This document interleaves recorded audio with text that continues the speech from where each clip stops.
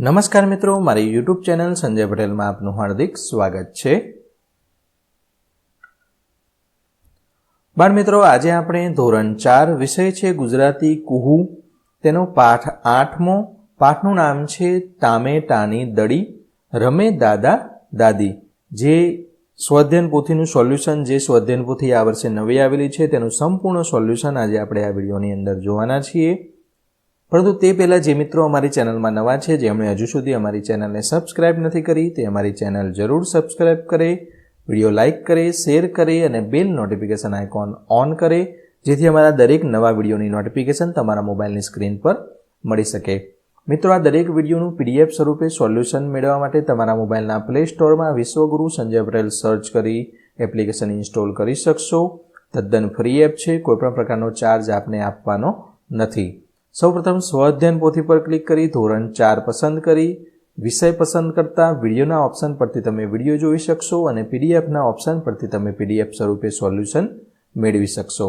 ખૂબ જ સારી એપ છે, એકવાર જરૂર ડાઉનલોડ કરીને જોજો। ચાલો સ્વાધ્યાયન પોથીનું સોલ્યુશન જોઈએ। સૌપ્રથમ છે પ્રશ્ન 1, નીચેનો ફકરો વાંચો અને પ્રશ્નોના જવાબ લખો। તો બાળ મિત્રો, આ જે ફકરો આપેલો છે 2 વખત તમારે વાંચી જવાનો છે, ત્યારબાદ પ્રશ્નોના જવાબ આપવાના છે। તો 2 વખત ફકરો વાંચ્યા બાદ પ્રશ્નોના જવાબ છે તે આપણે શરૂ કરીએ। પહેલું છે છોકરાનો ડાબો હાથ કેવી રીતે કપાઈ ગયો હતો? તો છોકરાનો ડાબો હાથ એક અકસ્માતમાં કપાઈ ગયો હતો। બીજો પ્રશ્ન છે છોકરાને શું શીખવાની ઈચ્છા હતી, શા માટે? તો છોકરાને જુડો શીખવાની ખૂબ જ ઈચ્છા હતી। તો જુડો કરાટે જેવી કળા સ્વરક્ષણ માટે છે।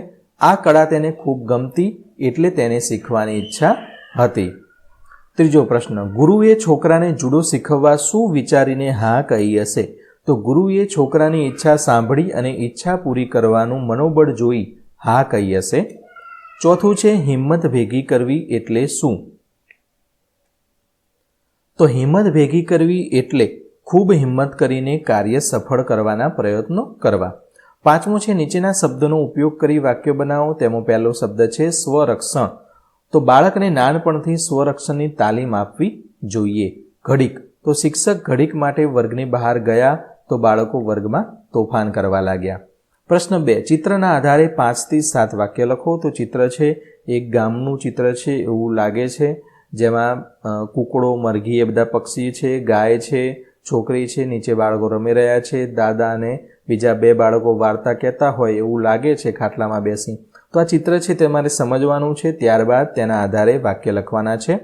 તો ચિત્ર ગામનું દ્રશ્ય છે, 2 બાળકો લખોટીથી રમી રહ્યા છે, વડીલો બાળકોને વાર્તા કહી રહ્યા છે, કૂકડો દાણા ચણી રહ્યો છે, એક ગાય બાંધેલી છે, ખાટલાની નજીક પાણીનું માટલું રાખેલું છે, એક છોકરી રમી રહી છે। તો આ રીતે તમારે વાક્યો લખવાના છે। પ્રશ્ન 3, નીચેની ખાલી જગ્યાઓ યોગ્ય શબ્દની મદદથી પૂર્ણ કરવાની છે। અહીંયા શબ્દો આપેલા છે, તેમાંથી શબ્દો લેવાના છે। પહેલું, સાહેબ ગુસ્સો થાય ખરા પણ મારે નહીં। આજે જન્માષ્ટમી છે એટલે પંજરીનો પ્રસાદ મળશે। મહેશ અને રોનક ખેતરના શેઢે ફરી રહ્યા છે। ચોથું છે ગાય રાતી છે પરંતુ તેનું વાછરડું ધોળું છે। પાંચમું છે દૂરબીનથી દૂરનું સ્પષ્ટ દેખાય છે કારણ કે તેમાં વિવિધ પ્રકારની કાચની વ્યવસ્થા હોય છે। પ્રશ્ન 4, કવિતાના શબ્દોનો ઉપયોગ કરી વાક્યો બનાવવાનું છે કવિતાના આધારે। તો ટામેટું, તો કહે ટામેટું મને ફ્રીજમાં બહુ લાગે છે ઠંડી। ફ્રીજ, મને ફ્રીજમાં બહુ લાગે છે ઠંડી। દરવાજો, તો ત્યાં દરવાજો ખુલ્યો। બરફ, તો અહીં તો બસ છે ઠંડી ઠંડી અને બરફના ગામ। સૂરજ, તો બારીમાંથી સૂરજ જોયો। ખુશી, તો નથી ખુશીનો પાર। તડકો, કહે ટામેટા રાજા પહેરો મીઠો મીઠો તડકો। પ્રશ્ન 5, નીચેનો ફકરો વાંચો અને સાચા વાક્ય સામે હાજી હા અને ખોટા વાક્ય સામે નાજી ના લખવાનું છે। તો આ ફકરો અહીં આપેલો છે, ફકરો તમારે 2 થી 3 વખત વાંચી જવાનો છે। ત્યારબાદ સાચું વાક્ય હોય તો હાજી હા અને ખોટા સામે નાજી ના લખવાનું છે।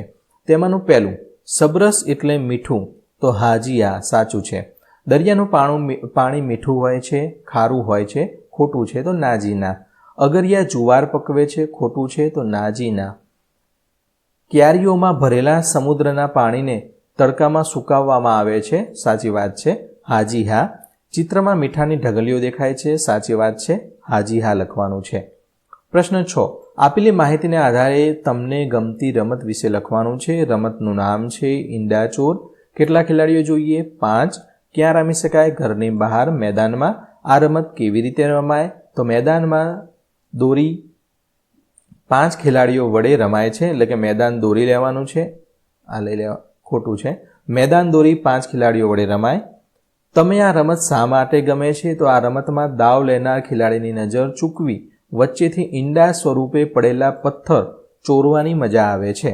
પછી બધા ખેલાડીઓ કોઈ એક ખેલાડીના ઘરે, એટલે કે 4 ખાના હોય એમાંથી એક જ ખાનાની અંદર, એટલે કે ઘરે ભેગા થાય છે અને છેલ્લે છૂટા પડી પોતપોતાના ઘરમાં ભેગા થાય ત્યારે દોડી આઉટ થતાં બચવાની ખૂબ જ મજા આવે છે. પ્રશ્ન 7. નીચેના વાક્યોમાં શબ્દોના બદલાઈ ગયેલા ક્રમ ગોઠવી વાક્યો ફરીથી લખવાનું છે. તો અહીંયા આપેલું છે પાલતુ પ્રાણી છે, ગાય, આપણું છે, દૂધ આપે. તો અહીંયા શબ્દો બંધ બેસતા નથી, આગળ પાછળ થઈ ગયા છે. સળંગ ગોઠવવાના છે, બંધ બેસતું વાક્ય બને તે રીતે. તો આપણું, પાલતુ પ્રાણી, ગાય, દૂધ આપે અને આ છેલ્લું છે. આ રીતે બનાવવાનું છે. તે જ રીતે આપણે બીજું બનાવીએ. બકરા ઘેટાને વરસાદ નથી ગમતો. તો ઘેટા બકરાને વરસાદ ગમતો નથી. ત્રીજું વાક્ય આવું બનશે. વાવાઝોડાને કારણે દરિયા કિનારે ખેદાન મેદાન થઈ ગયું. ચોથું છે ઊંસાતુસી કરતાં કરતાં અજયને પગમાં વાગી ગયું. પાંચમું કૂવામાં પાણી ખૂબ ઊંડું છે, બહાર કાઢવું મુશ્કેલ છે. છઠ્ઠું બનશે હવે કબડ્ડીની રમત ઇન્ટરનેશનલ કક્ષાએ રમાય છે. સાતમું સૂરજના તડકામાં ફૂલો કરમાઈ જાય છે. પ્રશ્ન 8મું છે પાઠ્યપુસ્તકના પાના નંબર 151, એટલે કે ચોપડીનું 151નું પાનું તમારે ખોલવાનું છે. તેના કવિતાને આધારે નીચેના વાક્યોમાં રેખાંકિત શબ્દોના વિરુદ્ધાર્થી શબ્દો લખવાના છે. તો પહેલું છે ગરમી, તો તેનું વિરુદ્ધાર્થી ઠંડી થશે. બીજું છે તેમાં જટ, તો તેમાં બંડી. ત્રીજું છે લંગડી, તો તેમાં અડકો દડકો. એમાં આજે, તો ગઈકાલનો. અંદર, તો થશે બહાર. આ રીતે વિરુદ્ધાર્થી શબ્દ તમારે કવિતાના આધારે લખવાના છે. પ્રશ્ન 9. નીચેના શબ્દોના સમાનાર્થી શબ્દો આપી વાક્ય પ્રયોગ કરવાનું છે. મિત્ર, તો મિત્રને બીજું શું કહેવાય? તો ભાઈબંધ, દોસ્ત કહેવાય. તો આર્યનો મિત્ર હર્ષને તરતા આવડે છે. બીજું છે ધ્યાનપૂર્વક, એટલે કે ધ્યાન દઈને કામ કરવું, તે એકાગ્રતાથી, એને એવું સમાનાર્થી શબ્દ એકાગ્રતા એવું થાય. તો જીયાન દાદીની વાર્તા ધ્યાનપૂર્વક સાંભળતો હતો. ત્રીજું છે રસપ્રદ, તો રસ પડે તેવું. વિજ્ઞાનના પ્રયોગો ખૂબ રસપ્રદ હોય છે. ચોથું છે ચપળતા, તો તેમાં આવશે તરવરાટ. હિતમાં કંઈક કરવાની ચપળતા હંમેશા હોય છે. પાંચમું છે છેડો, તો અંત, પાર. તો દરિયાનો છેડો હોતો જ નથી. છઠ્ઠું છે ખોરાક, તો તેનો થશે આહાર. રોગોથી બચવા માટે આપણે સમતોલ આહાર ખાવો જોઈએ. સાતમું છે આવડતનો સમાનાર્થી શબ્દ કુશળતા થશે. તો સુહાનીમાં ચિત્ર દોરવાની આવડત સારી છે. આઠમું છે હૂંફ, તેનું સમાનાર્થી ગરમાવો. સૂરજનો તડકો આવતા જ ઠંડીમાં જીયાનને હૂંફ મળી. સૂર્ય, તો સૂરજ, રવિ. સૂર્ય પૂર્વ દિશામાં ઉગે છે. બારણું, તો દરવાજો. અમારી નિશાળનું બારણું સાહેબે ખોલ્યું. આ રીતે સમાનાર્થી શબ્દ લખી તમારે વાક્ય બનાવવાનું છે. તો આશા રાખું બાળકો તમને આ વિડીયો છે તે સરળતાથી સમજાઈ ગયો હશે. ફરી મળીશું આગળના વિડીયોમાં. એ પહેલાં આ વિડીયોને લાઇક કરો, શેર કરો અને આ વિડીયોનું PDF સ્વરૂપે સોલ્યુશન મેળવવા માટે અમારી એપ્લિકેશન વિશ્વગુરુ સંજય પટેલ તમારા મોબાઈલમાં ઇન્સ્ટોલ કરો, જેની અંદર પાઠ્યપુસ્તકના, પ્રોજેક્ટ બુક દરેકના વિડીયો તેમજ PDF તમને તેમાંથી મળી રહેશે. ફરી મળીશું આગળના વિડીયોમાં. ત્યાં સુધી આવજો.